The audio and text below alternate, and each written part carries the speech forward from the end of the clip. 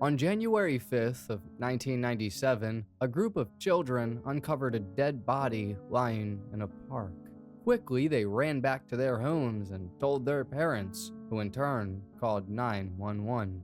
When police arrived, the detectives were led to a crime scene unlike anything they had ever witnessed. This is the case of Alex Baranyi and David Anderson.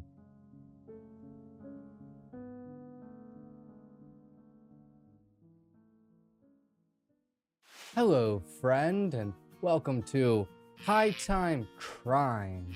My name's Joel, and on here I specialize in true crime and also writing down my thoughts daily. What a beautiful day to write in my journal. Today, I ate apple. Apple did not eat me. Good day. But anyway, today we're going over a case featuring a deadly form of teenage rebellion. It's a cautionary tale about taking threats seriously and about being very careful who you make friends with.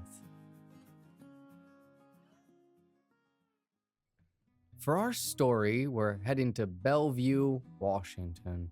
Bellevue is a suburb that sits on the outskirts of Seattle, and naturally there's a lot of crossover between the residents of both areas.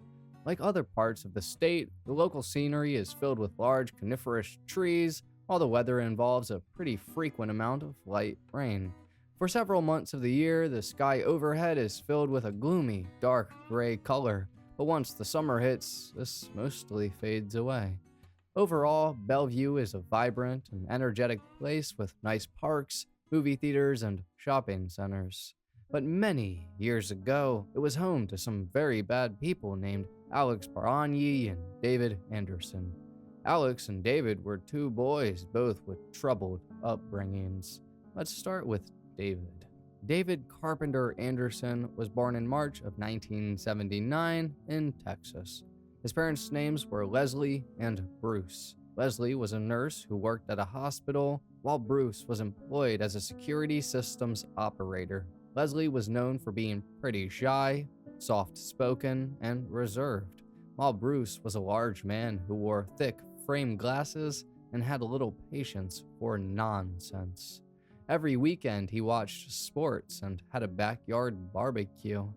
David was the second youngest of four brothers in total. His mother always wanted a girl, but she never got one. A few years after David was born, he and his family moved to Bellevue, Washington, and here they began living in a home in a nice old neighborhood called Woodridge. Woodridge was originally established as a home for the rich, but over time became a mix of all sorts of different income groups. Overall, it made a fitting location for a middle-class family, such as the Andersons, to live in.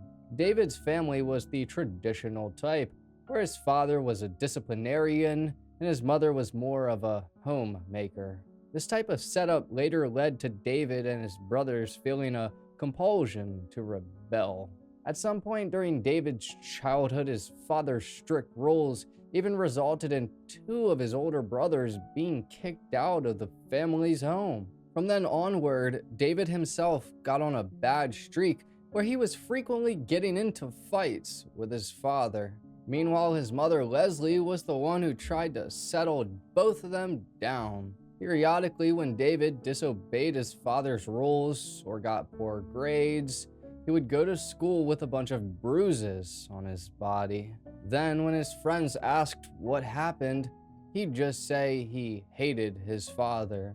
Unsurprisingly, this abuse messed with David's psyche and caused him to develop very unhealthy coping mechanisms. For example, by middle school, he had already become a cruel bully to many of his fellow classmates, the type who took pleasure in hurting others and making them feel bad.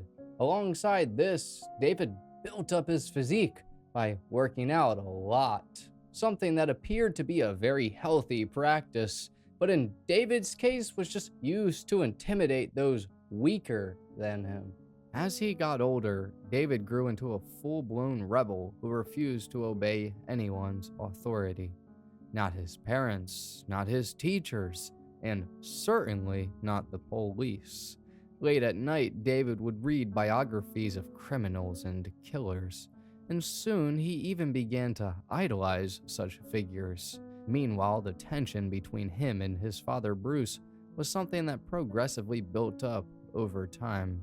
Frequently, when David found himself in an argument with his father, he'd end up running away from home and either crashing at a friend's house or sleeping in abandoned cars. David always felt like he had nowhere to run. That was, of course, until he met someone he could run towards, and that person's name was Alex Branye. Alex and David met on their first day of 7th grade at Chinook Middle School. Ironically, David started off as Alex's bully before becoming his closest friend. But before we get into how that happened, let's talk about who Alex was. Alex Kevin Branye was born on May 14, 1979 in Cleveland, Ohio. His father's name was also Alex Sr., in fact, and his mother's name was Patricia. Alex Sr. was a computer software salesman, while Patricia was a stay-at-home mom. Alex Jr. was an only child. From the moment of birth, he experienced a lot of loneliness and isolation. This was partly because his parents didn't originally even want to have children. It was just a poorly thought out solution to their marital problems. And ironically, that solution actually wound up making the problems worse. Originally, the family lived in a neighborhood in Cleveland that was filled primarily with elderly people. So as a young child, Alex resorted to playing by himself with the neighbor's dog. He learned to read at a very early age and fully immersed himself in picture books. Then, in 1982, the family relocated to the city of Everett, Washington. Shortly thereafter, Alex's father started a computer consulting business. Alex Sr. was well versed in this sort of stuff and an intelligent man with a college degree. Meanwhile, during the same period of time, the relationship between Alex's parents continued to deteriorate. Frequently, the young Alex found himself running to his bedroom whenever his parents got into an argument. He had a hard time understanding why they just couldn't get along. But in 1987, that arguing began its inevitable transition to a legal battle. On July 1st of that year, Alex's mother, Patricia, officially packed up her stuff and left. This resulted in Alex's father being forced to raise his son alone for a pretty long time, something which was pretty hard to do, considering he had his own business to run. But before long, Patricia came back into the picture and tried to wrestle Alex away from his father. For several years, Alex Sr. and Patricia were in a hard-fought court battle, and in the meantime, Alex Jr. was being sent back and forth between Pennsylvania and Washington. Eventually, Alex Sr. won the battle and retained custody of his son. But as it turned out, this struggle was really bad for the young Alex's psychological development. As he grew older, he became an awkward, quiet kid with a bit of an anger issue. Physically, he was very tall and lanky with long, dark hair, and most of the time he could be seen silently brooding and staring off into the distance. A lot of people were genuinely scared of him. And below this exterior, Alex was harboring very intense, negative thoughts that were not so different from the image he projected. The type of thoughts that he couldn't share with anyone. Overall, Alex had extreme difficulty making friends and was bullied incessantly by his peers. On top of reading, he adopted more hobbies that he could do on his own, such as video games. Alex's father bought him a Nintendo to keep him busy, and Alex began playing a bunch of games in the fantasy genre such as Dungeons and Dragons, Vampire the Masquerade, and Rifts. Now, for a long time, Alex was doing all of this alone. But in 1991, Only a few years after moving to Woodridge, he finally found what he was looking for his entire life: a friend. David Anderson and Alex Baragni became friends at the age of 12. As I mentioned earlier, the pair met in an unexpected way. During the first day of 7th grade at Chinook Middle School, Alex was in the gym playing wall ball when David approached him and asked if he could join. Alex hesitated for a second, but then replied, "Sure." However, when Alex handed David the ball, David threw it at the wall in a way that when it bounced back, it hit Alex hard in the chest. In response, David began laughing while Alex just scowled at him.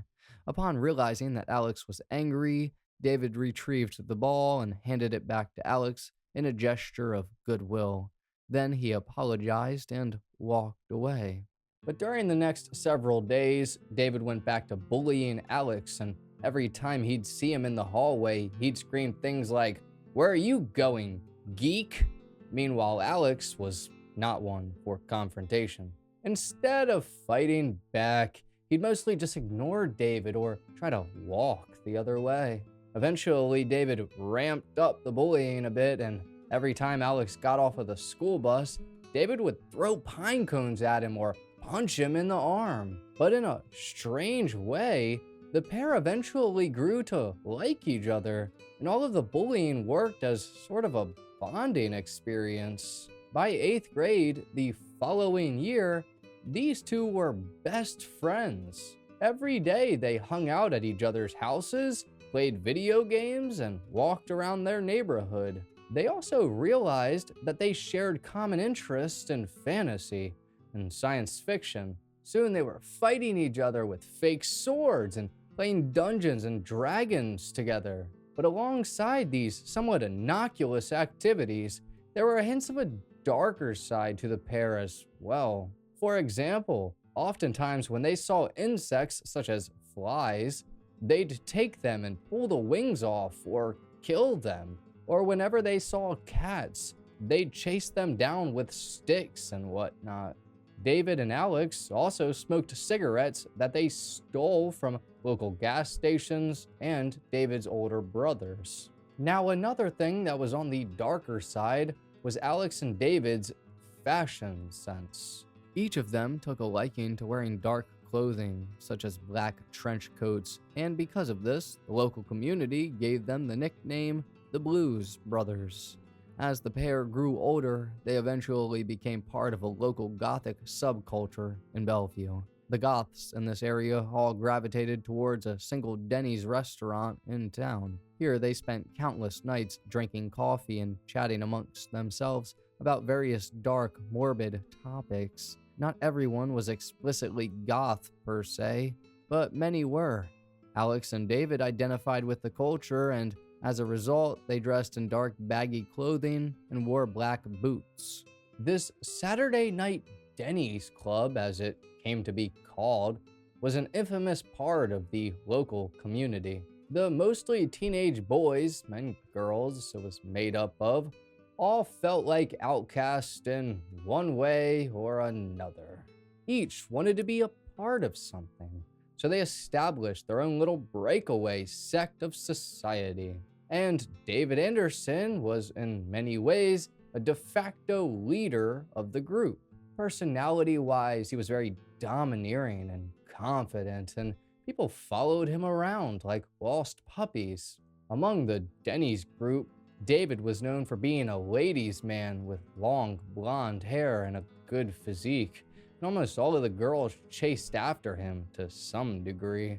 But in the back of his mind, David was always a bit resentful towards one of them. Her name was Kim Wilson, and although the pair had dated years before, she never allowed him to have sex with her. Because of this, David frequently called her a quote-unquote dumpy and ugly bitch behind her back, while publicly he acted like one of her good friends. Kim, too, had been part of the Saturday night Denny's club and the same friend group, but her backstory wasn't filled with as much anguish or rebellion as David's and Alex's. She had come from a stable household, and as a child, she had a relatively good relationship with her parents. Kimberly Ann Wilson was born on September 21st of 1976. Her father's name was Bill, and her mother's name was Rose. Both of them were accountants. Bill was a hard-working family man who was very physically active and loved nothing more than going on hikes and riding his bike. Meanwhile, Rose was the type of mother who volunteered for things and made brownies and drove her daughters around for piano practice and swim meets.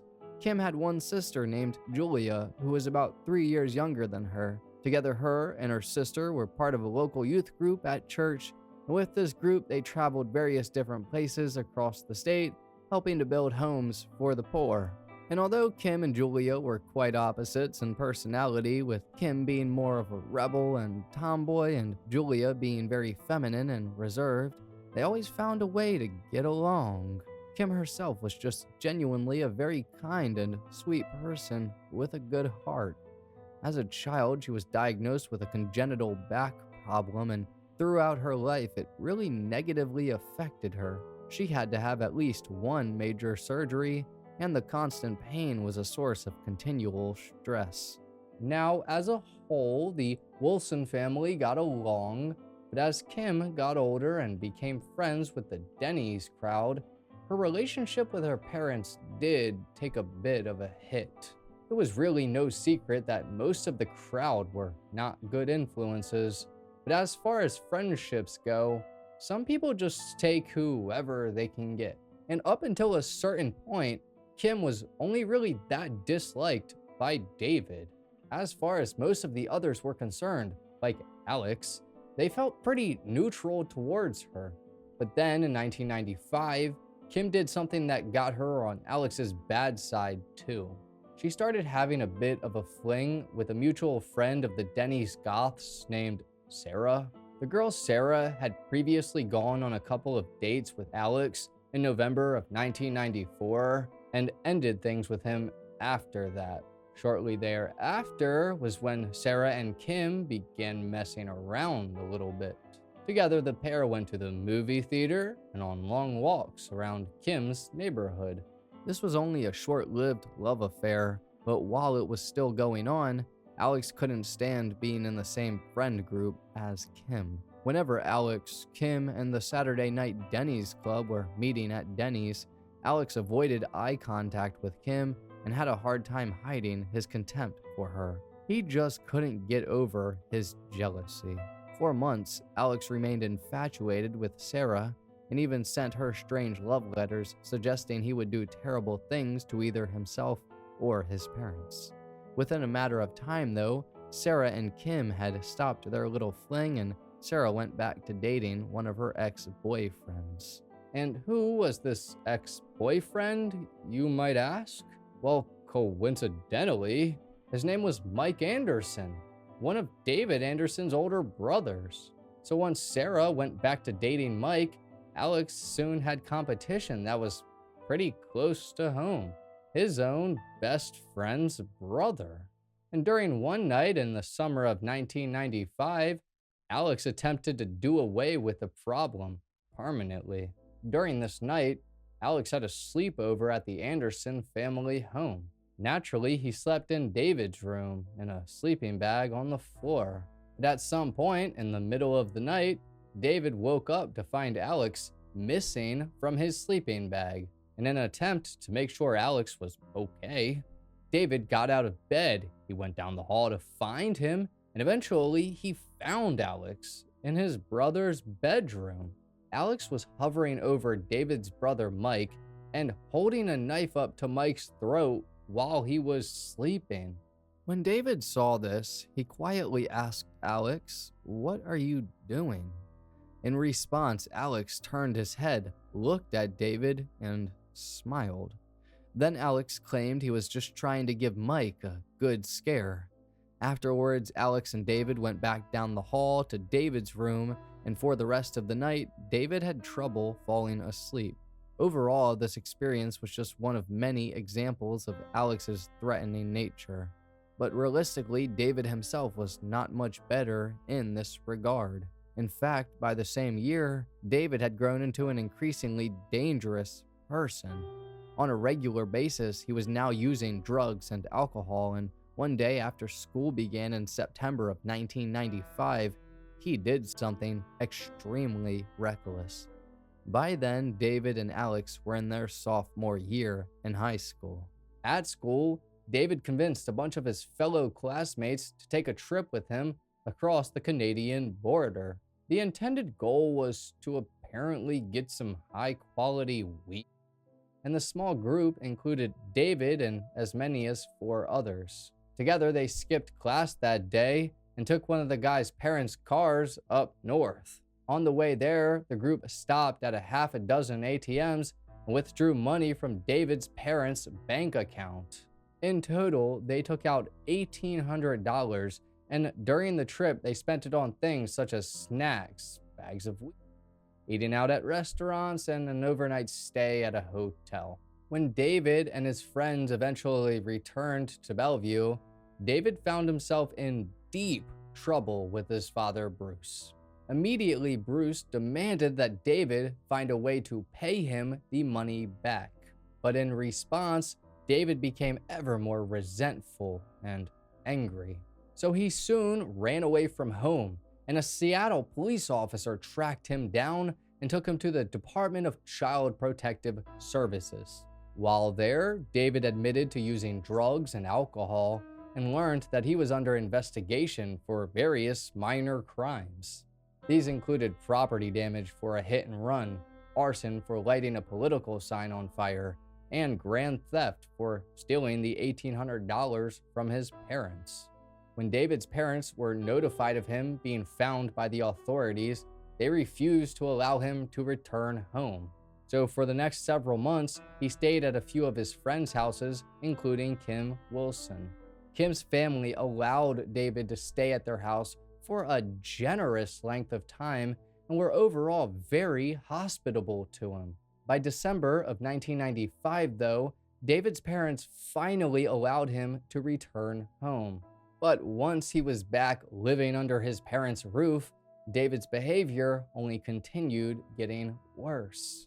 Within a matter of time, he was suggesting to the Denny's crowd that they should help him commit more illegal acts, including murder. During one late-night meeting at Denny's with Alex and Sarah, David came up with the idea to rob some people, saying we could break into people's homes and steal their valuables. To which Sarah, across from him, replied, "But what if the people wake up? We have to kill them if they could identify us. We couldn't keep any witnesses alive," was David's response.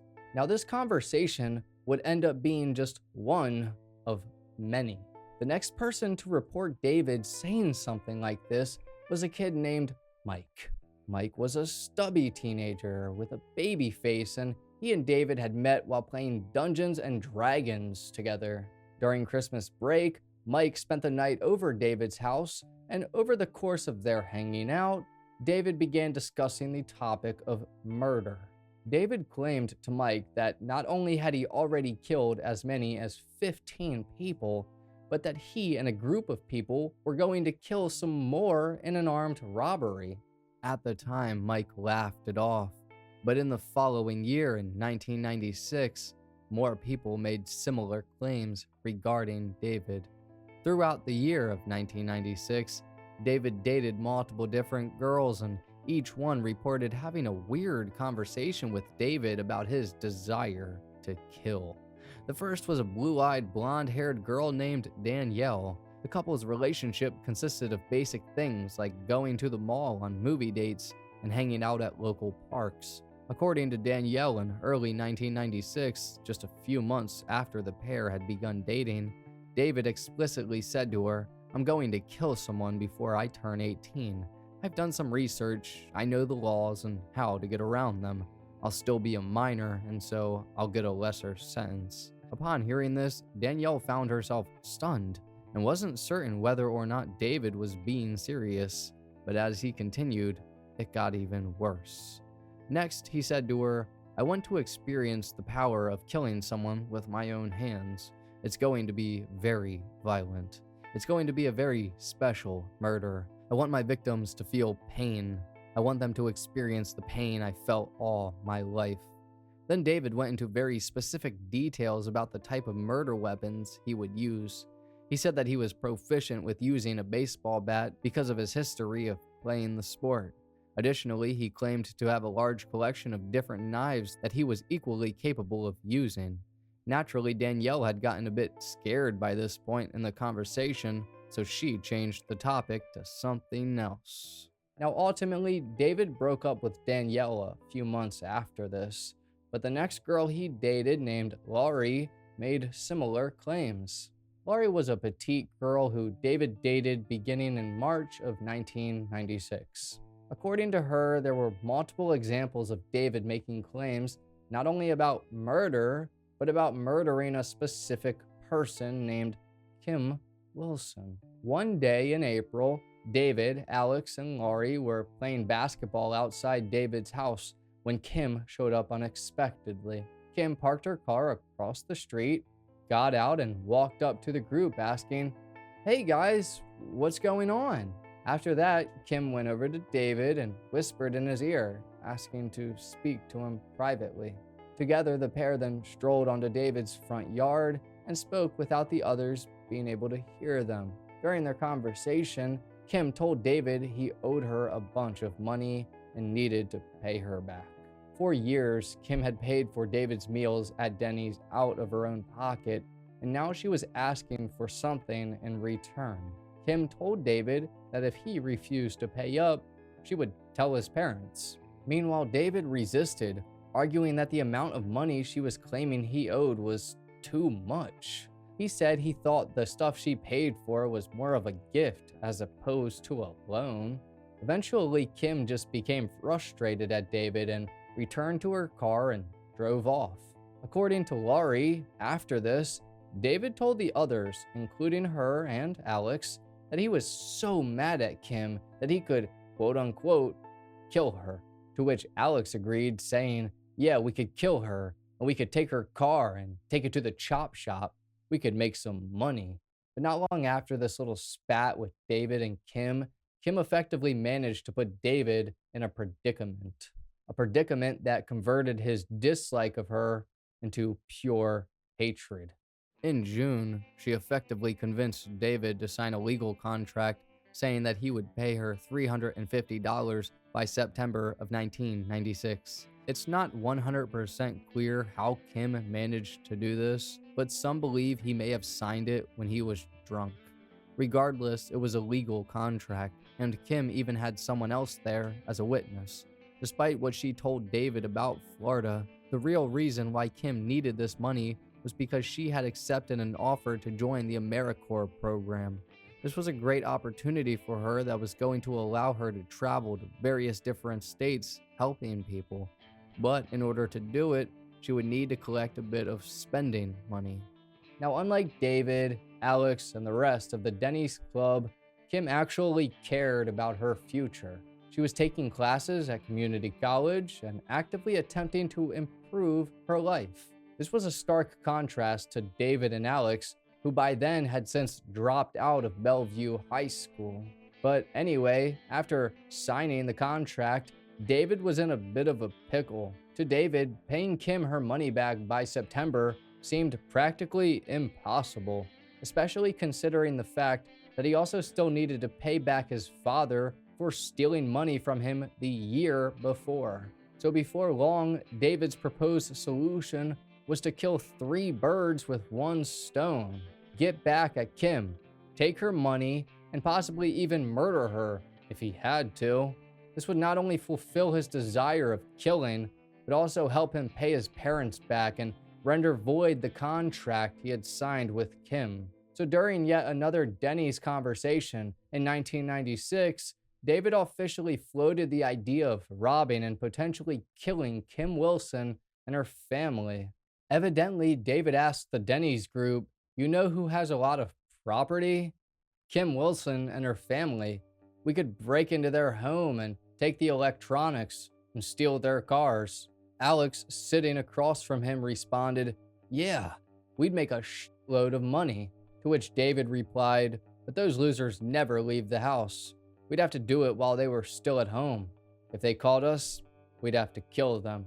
After David said this, the entire Denny's table went silent, including himself, Alex, and Sarah. Then Sarah asked, what could we use as the murder weapons? To which Alex suggested we could use a lamp or a phone, hit people in the head with that. The entire group laughed at the suggestion, but the basic idea would prove to be a bit more prophetic than they realized at the time. Now, by June of 1996, David was yet again dating a different girl. This time it was someone named Marsha. Marsha was a shy girl, 3 years older than David and recently divorced. He liked her because she acted somewhat motherly towards him and paid for everything, including his cigarettes. But as time progressed, David's inner world was getting worse day by day. Anytime Kim's name was brought up, he'd practically get red in the face, and in his journal he wrote dark entries such as this one: the flame that I once possessed, emitting from my soul, the flame of friendship, love, compassion, caring, and happiness is now gone. I once possessed a great flame that spread warmth and a knowing light to all those who were close enough to me to receive the light, but now it's gone. I don't even know how long it's been gone. My attention strayed to petty pleasures and meaningless relationships. I see myself walking my own path of darkness and light. I see people fall to my touch of ecstasy, and I see people fall to my charming smile of friendship. And I wonder which of those smiles I feigned and which ones are true. Meanwhile, as David was wallowing in his own self-pity, the conversations about killing Kim continued. But in mid-1996, someone in the group spilled the beans. It was Sarah. Sarah, who had frequently been a part of these late-night conversations at Denny's, but never really took them seriously. She always figured they were part of David's twisted sense of humor. And in the possibility that they weren't, well, Sarah liked Kim, as we talked about earlier, and the two had even dated at one point. So she decided to tell Kim about the threats that David was making. Shortly after Kim learned about the threats to her and her family's life, she confronted David about them head on. The two of them had bumped into each other at the Bellevue Square shopping mall, and Kim was reportedly very angry about David's threats, while David laughed off the suggestion, arguing that he wasn't being serious. But after this confrontation, David soon confronted Sarah about her telling Kim and scolded her for doing so. The result of this ended up being that David felt even more compelled to follow through with his plan, no matter what the cost, no matter what the consequences. And luckily for him, he still had one good ally, knowing that Sarah was now on his bad side. And that was Alex. Alex was the most devoted lapdog David could have ever wished for. Everything David told him to do, he did. David had quite literally convinced Alex that the two of them were soulmates, not in a romantic sense, but in a brotherly sense. Like their fates were tied together. Whatever happened to one would happen to the other. Blood brothers, if you will. The rest of the summer, the pair grew closer than they had ever been, and David continued suggesting violent plans. Up to this point, he had done it in a way that made people think he was joking. Even Alex thought so to some degree.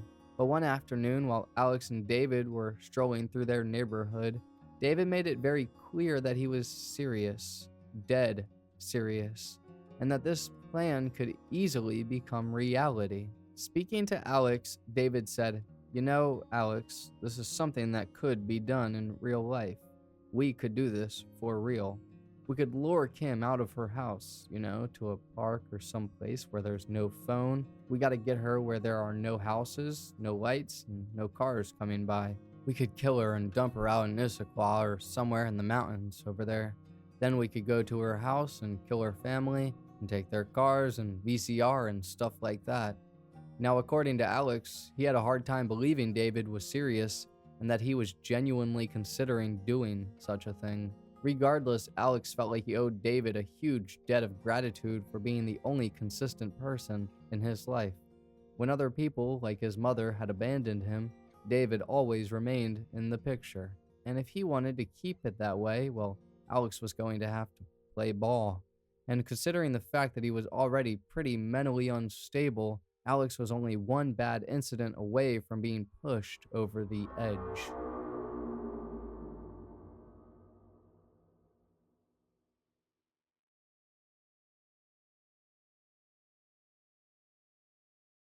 Now, while Alex's life outside was dominated by David's vision for him, Alex's home life took on a different shape.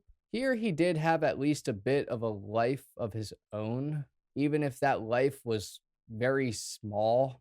According to Alex, every day he returned home, he would throw his keys onto a bowl on the counter, grab a bunch of cans of soda, and head down to his bedroom in the basement.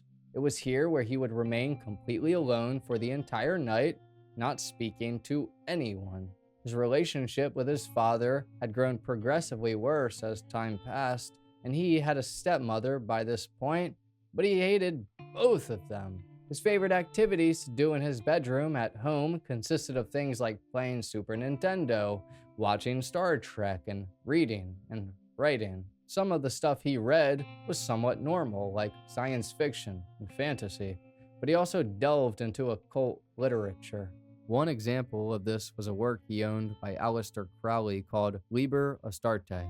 For those that don't know, Aleister Crowley was a well-known occultist in the 20th century who had a significant influence on various spiritual movements. He was involved in a lot of dark and unusual activities. But in addition to this sort of stuff, Alex liked medieval magic literature, including titles like The Value of Life, Elemental Power, The Book of Runes, Moral Reasoning, and Celtic Fairycraft and Druidic Magic. So that's some of his reading, but Alex's own writings were equally as strange and dark. In one entry in a notebook, he wrote, "What appears to you as nice, Alex, is actually merely wisps of what was once a normal human being. These wisps of humanity float about the surface when I am with friends." A simile. The wisps of fog here cover the gloomy mountain, me. They add to the atmosphere, my personality, but they are truly part of the mountain and cannot significantly change it. And so like wisps of fog, my wisps of humanity will soon fade into nothingness. You are warned. I will continue to be Mr. Hyde. It is who I am. Jekyll was plagued by Hyde. I am Hyde who was plagued by Jekyll. It is who I am. I am not sorry, and it will get worse, far worse.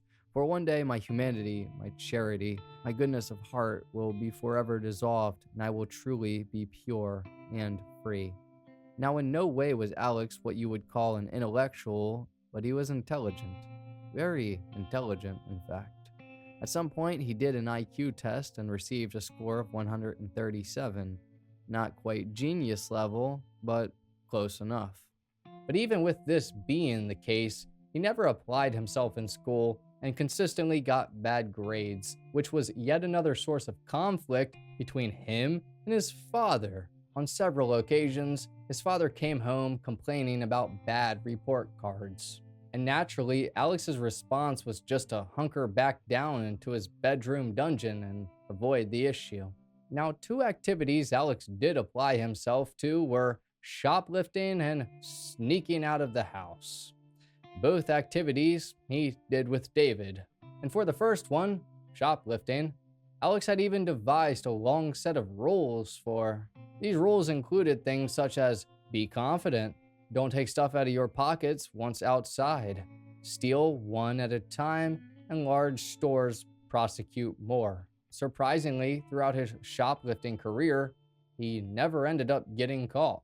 There were a couple times he was brought in for questioning by security guards, but the way he got around that was by threatening to sue the security guards if they searched him.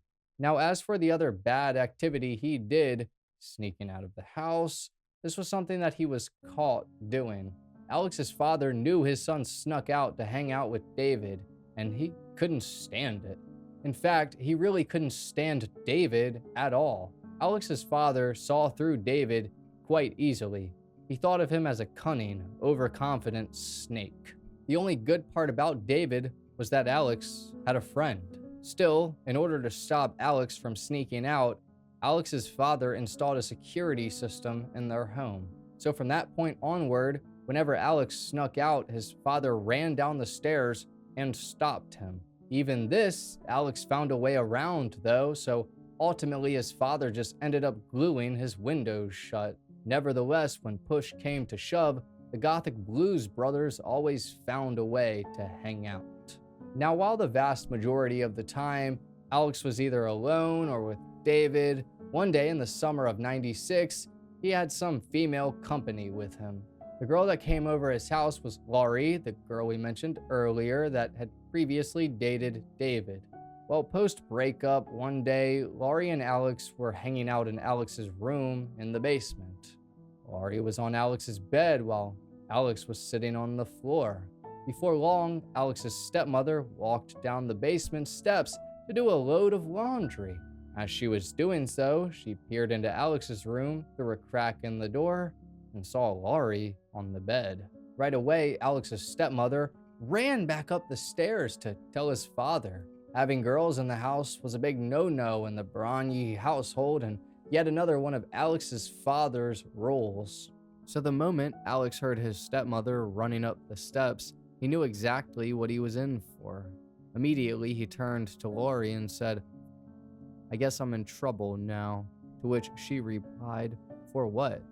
"Beats me. I guess we'll find it," Alex sighed. Shortly thereafter, Laurie escaped from Alex's house through the basement sliding glass door. Afterwards, Alex made his way up the steps, and when he got to the living room, his father was already waiting there, ready to chastise him.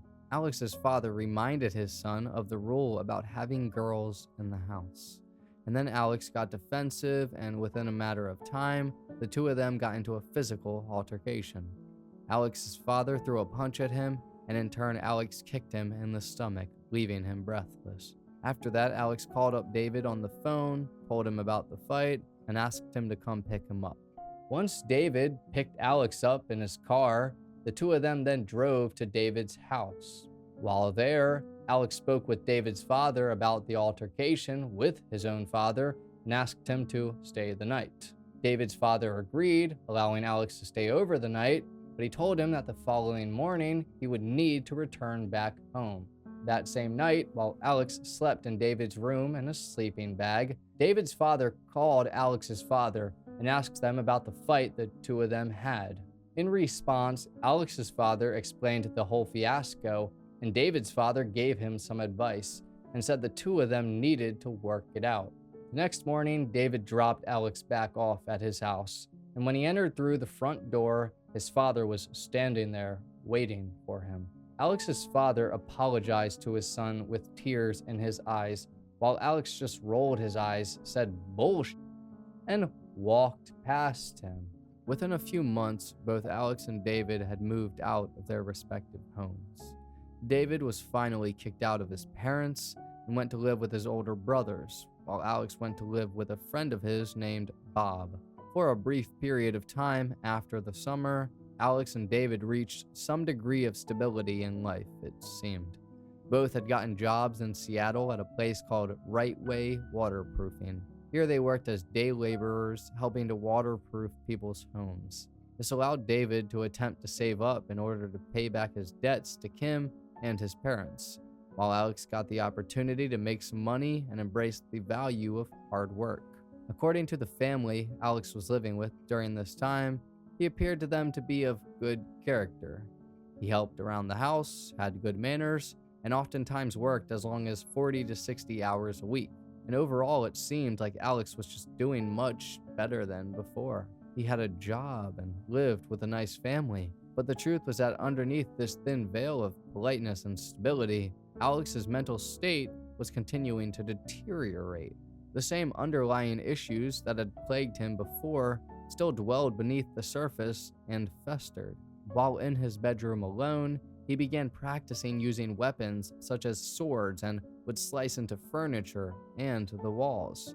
He also had a cardboard cutout of Mel Gibson's character in Braveheart, and he cut off the head. All in all, he was reverting into a state of extreme psychosis and becoming obsessed with murder. More and more, he began thinking about David's proposition to kill Kim Wilson. And more he began agreeing with David's nonsensical arguments.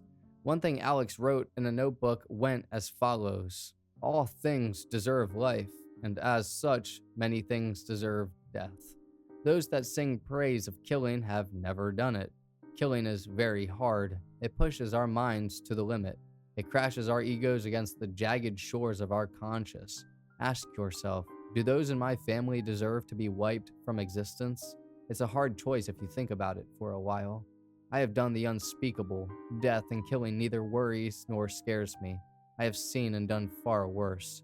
Death is supreme. There is nothing beyond death. Within our hands we hold the flame.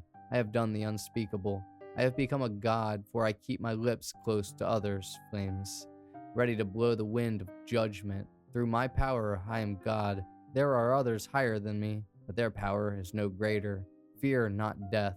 Respect it. Now, it's important to note that Alex's role-playing and interest in fantasy played a role in these writings, but it's clear that at some point the line between real life and fantasy blurred for him. Soon he began insisting that people use his fantasy name instead of his given name. Alex's fantasy name was Slicer Thunderclap, and he signed many of his personal writings and letters using that name at the bottom. And eventually, David himself even noticed how much further Alex was slipping, and as a result became somewhat scared of him. In his own personal writings on a plain sheet of paper, David wrote the following about Alex: I do not trust him. I have every cause to fear him as much as he should fear me.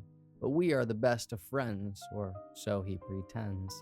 Possibly he is trying to do the same thing to me as I will do to Kim. Around the same time Alex was slipping and David was planning, Kim Wilson had officially become part of the AmeriCorps program and was sent to San Diego for training. So for a period of time, David's rage settled down for a bit, and he took a brief hiatus from his violent threats, at least openly.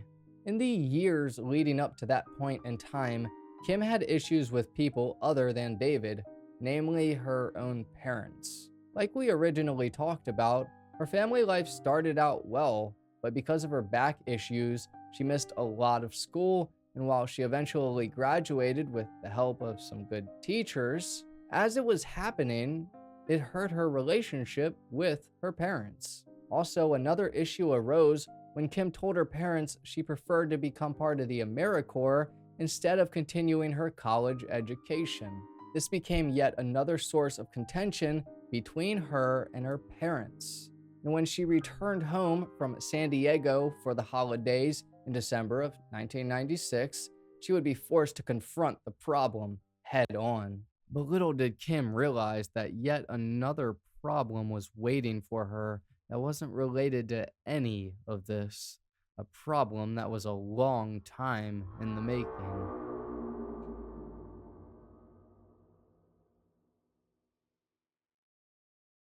So when the holidays rolled around in December of 1996, Kim was sent back home for a while to be with her family. December 20th was the date she returned, and within less than a week, on the 26th in fact, police were called to the Wilson family home. As for what happened, well, it was a very minor but unexpected incident. So apparently after arriving home, Kim lost her driving privileges and was now relying on her sister and her parents to drive her around everywhere.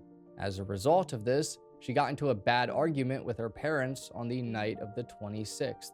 Kim wanted to go over a friend's house, and so she walked into her parents' room and demanded they take her. However, when they refused, that's when the argument began, and it got heated enough that Kim's father threatened to call the police. Ultimately, he did end up dialing 911, but then put the phone down right afterwards without saying a word.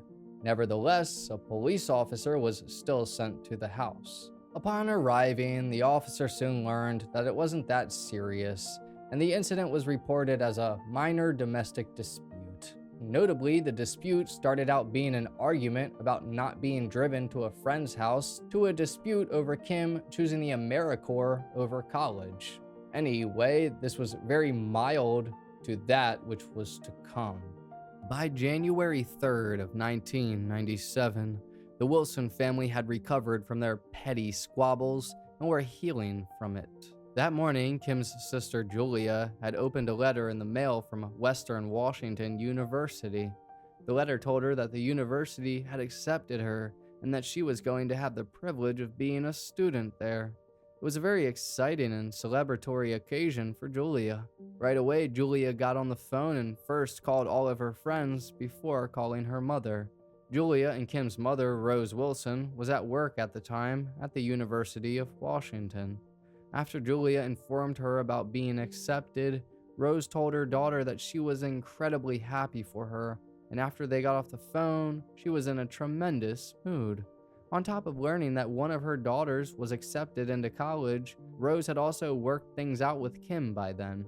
Fortunately, Kim and her parents had found common ground and agreed that Kim's future was her own decision to make, not theirs. All in all, everything appeared to be going great for the Wilson family. But in the same town, at the same time, evil was working together to ruin this. Earlier in the day, David Anderson drove to the Boyd family's house to pick up his friend, Alex Branye. After picking Alex up in his girlfriend Marcia's black pickup truck, the pair got on the road.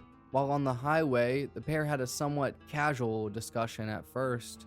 David talked about his girlfriend Marcia and how his day was going, and Alex broke the news that he was expecting a promotion at Rite Aid Waterproofing. But then the conversation took a dark turn.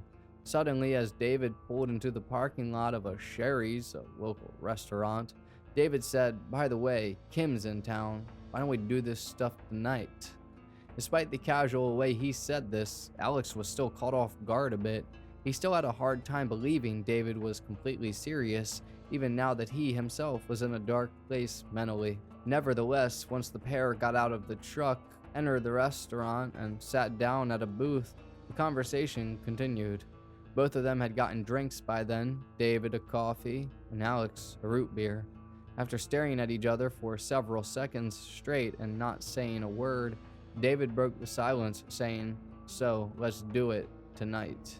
He then lit his cigarette and took a drink of coffee. Meanwhile, Alex resisted, saying, "I don't particularly want to." To which David angrily responded, "If you don't want to help, I'll fucking do it myself." Alex didn't reply and just continued staring at David. So David continued, "Come on, we've been talking about this forever. We're best friends. We stick together, blood brothers, remember?" Finally, Alex gave in. "Okay, what do you want me to do?"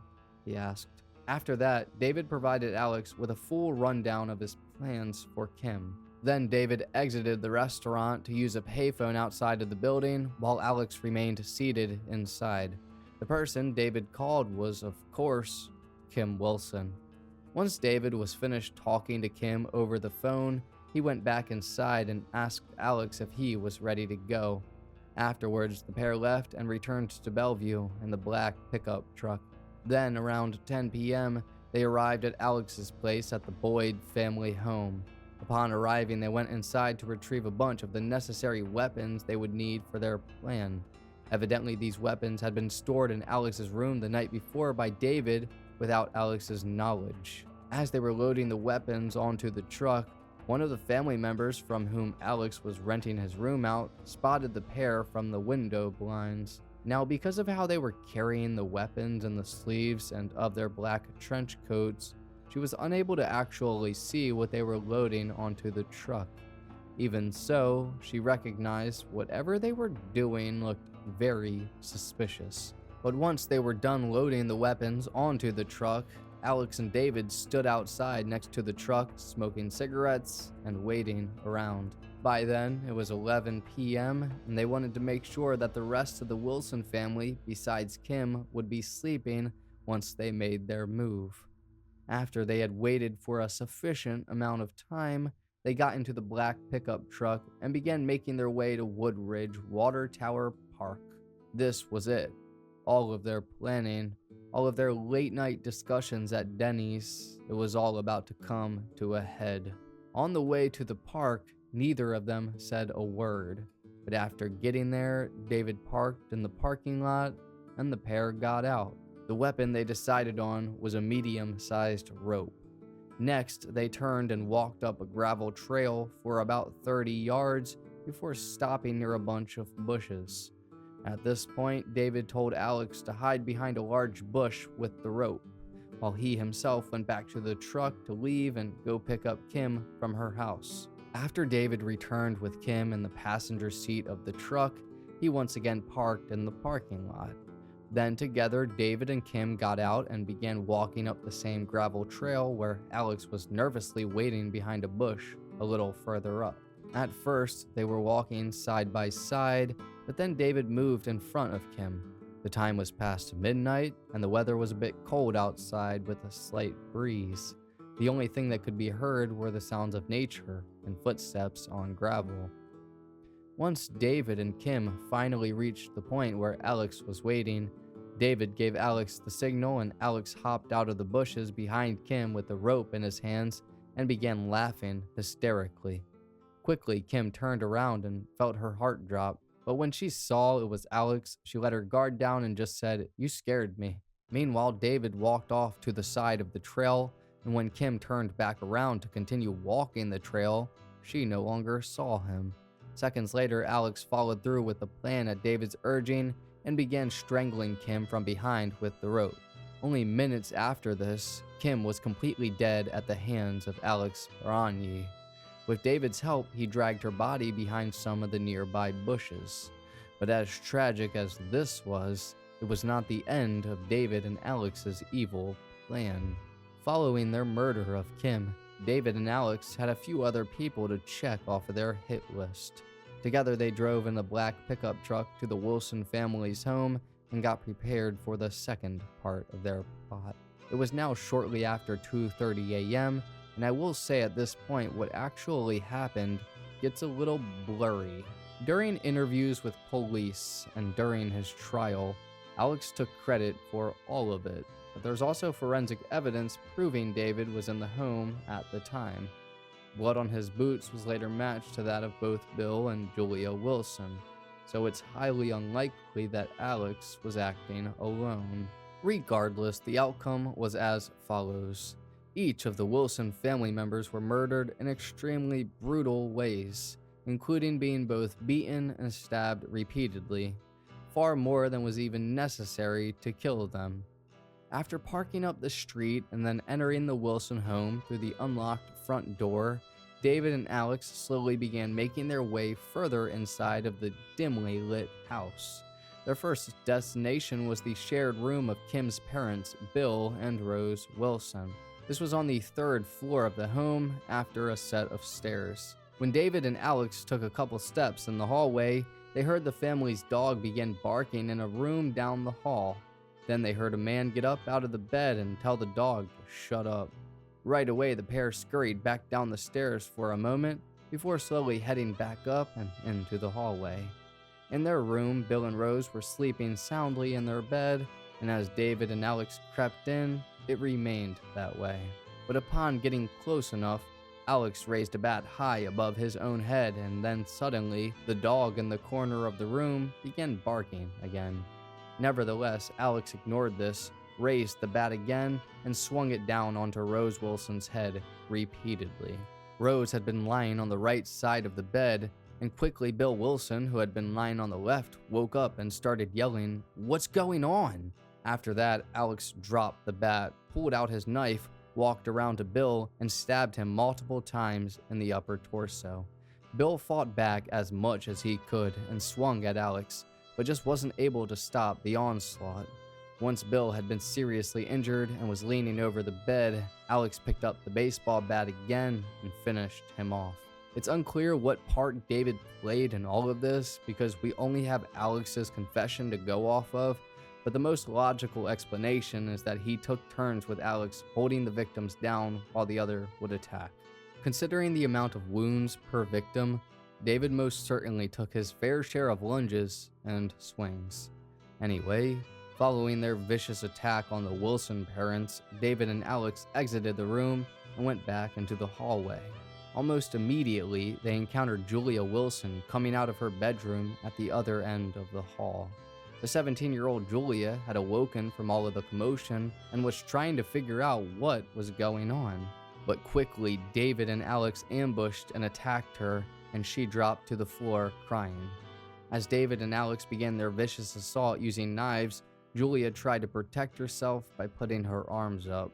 But in the end, ultimately her throat was slashed, and she received multiple deadly stab wounds, including in her eyes and head. After killing the Wilsons, on their way out, David and Alex stole a VCR, a CD player, and a wireless phone. At around 3 a.m., they finally returned to Alex's residence at the Boyd family home. David dropped Alex off and returned back to the apartment he was sharing with his brother. For the next several days, David Anderson and Alex Baragni practically acted like nothing ever happened. On January 4th, the morning after the murders, a group of kids were playing in the trails at the Water Tower Park when they discovered what they thought to be a pile of clothes next to the bushes. For the rest of the day, they thought nothing of it. But then when they returned to the park the following morning, they finally realized it was a dead body. Immediately, the kids ran back home and told their parents, who in turn called the police. Not long after that, a murder investigation started. Meanwhile, following the discovery of the bodies, the late-night Denny's crowd was buzzing with talk and rumors. Kim and her sister had been someone that was one of them, and a dear friend that they all knew. The idea that she could have been murdered was practically unbelievable. Everyone was asking who could have done it, and why. And naturally, David Anderson, who had said some terrible things about Kim, was on some of the people's radar. Only a few days after the murders, a friend named Corby recalls encountering David in the parking lot of Denny's, standing next to a black pickup truck. Evidently, she approached him and asked about the Wilson family tragedy. David was filled with ignorance about what happened to the Wilson family, saying, "Don't look at me. I had nothing to do with it." According to the friend, she did notice an unexpected change in David's appearance, however. Evidently, he had dyed his hair black and cut all of it off. That same day, David and Alex apparently played Dungeons and Dragons for most of the day. But the fun and games was very quickly about to come to an end. Detectives assigned to the Wilson case interviewed many of Kim's friends and associates. After talking to some of the people Kim had gone to school with, David Anderson's name got brought up. And around 12 a.m. Wednesday, January 8th, this David Anderson got a knock on his door. Upon speaking with investigators, David acted extraordinarily calm and unemotional. David was asked if he had an alibi, to which he replied that he had spent the entire day playing video games with his friend Alex and another friend named Joe. Police were unable to get much more out of David than that for the time being. But later that afternoon, police paid a visit to Alex Baragni's residence and questioned him about where he was the night of the murders.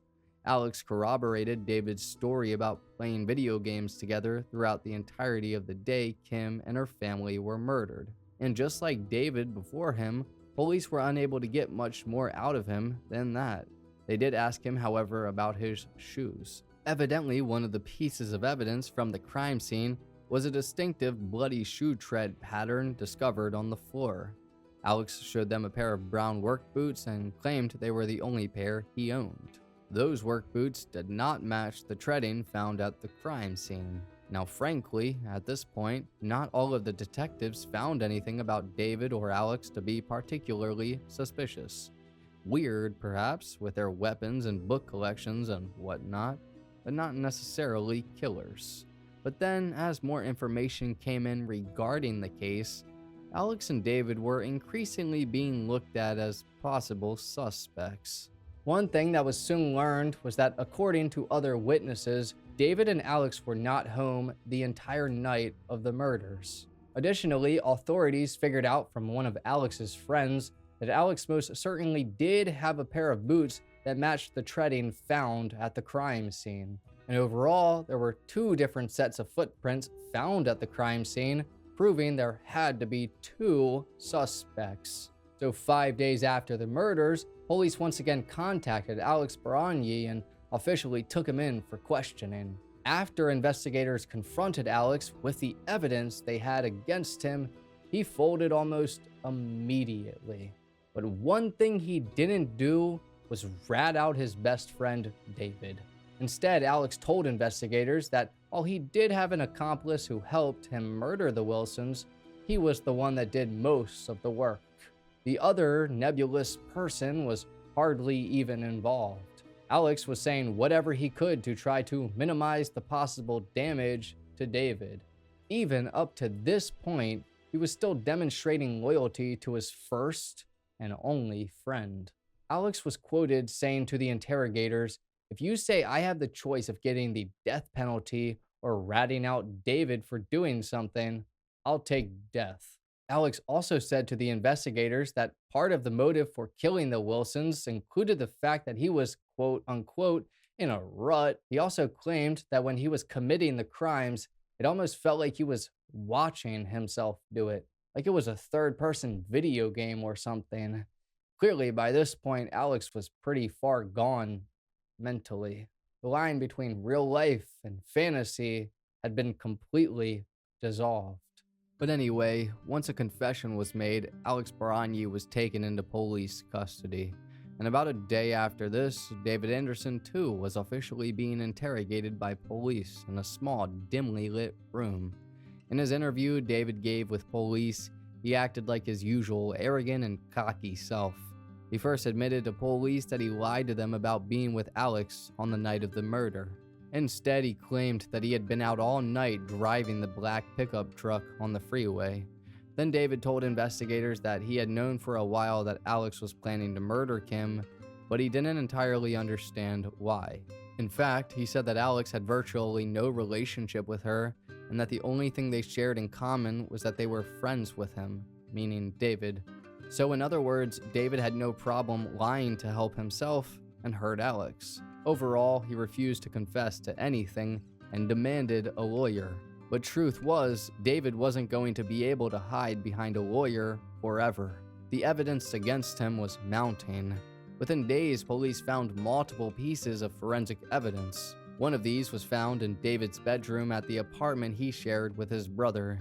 It was a pair of black and brown shoes with blood stains on them that matched the blood of both Bill and Julia Wilson. On top of this, investigators successfully impounded the black pickup truck David had been driving around in, and inside they found some shocking bits of evidence. For starters, there was a piece of rope that was exactly the same type used to kill Kim Wilson. Also found in the truck was a cut piece of black t-shirt that matched one found in the Wilson family's home. Additionally, there was some dried blood found on the passenger side floor mat of the truck. However, despite doing DNA tests, they were unable to determine whose blood this was. On top of all of this, police learned through talking with his acquaintances that David had made several threats against Kim and her family, many of which we've already talked about. So all in all, they had enough evidence to charge David with the murders. In the middle of January of 1997, David Anderson was officially placed under arrest and taken into police custody. First came Alex Baragni's trial in November of 1998, and he was convicted of 4 counts of aggravated murder and given a life sentence. After that came David's trial in December of that same year, and believe it or not, this resulted in a hung jury. But nearly a year after that, prosecutors tried him again, and the verdict came back guilty. David Anderson was then given 4 consecutive life sentences in prison. The nightmare was finally over, and there was some degree of justice. Unfortunately, however, I do have to note that in the year 2022, David Anderson was re-sentenced to an indeterminate sentence of 33 years to life, following the passage of a law dated to the year 2014, meaning he could still get out of prison eventually. I don't agree with that, and I'm sure many of you won't as well. Either way, nothing can ever take back what happened. Rest in peace to Kim Wilson. Kim was a promising young girl who had her entire life stripped from her far too early and for no good reason. According to people that knew Kim's relationship with David Anderson, even after the pair had had a falling out over the course of a year, she still trusted him with her life. That's the type of person Kim was. She trusted people, and she loved her friends, and she had a big heart. But in the end, a couple of evil teens took all of that away. It's absolutely sickening what happened in this case, and frankly, I'm glad that the perpetrators will be spending the rest of their lives behind bars. What they did was inexcusable and barbaric. Good riddance. Also, rest in peace to Kim's family. Her father Bill was a great, hardworking, compassionate man who only wanted whatever was best for his family. Her mother Rose was a doting, loving mom who absolutely adored her two girls and did whatever she could to help them. And Julia was just trying to go to college and get her life started.